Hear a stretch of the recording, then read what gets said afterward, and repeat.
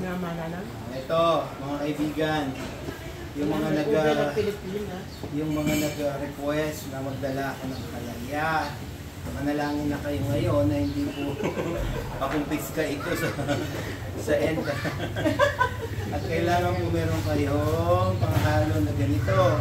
Ito po ang tinatawag na kawayang, ang tawag sa dito? Panghalo. Kailangan yung kawayang maganda, hindi yung basta-basta kawayan lang.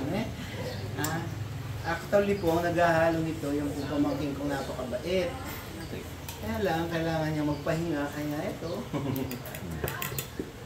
Yan, ganyan. Nakita nyo? Pagluto na ito, pag ginanyan nyo siya, kaya wala nang buong, malapit-lapit na po ito. Malapit-lapit na siya. Para yatang nasusunog. Sumobra yata sa kwento. Naka-video ka niya. Naka-video ka niyo. So, kaya ngayon po, ito na, papalitan na po niya ako. Halika na dito. Substitution. Sa oras na ako Ay, Raymond, Side cafe. Intro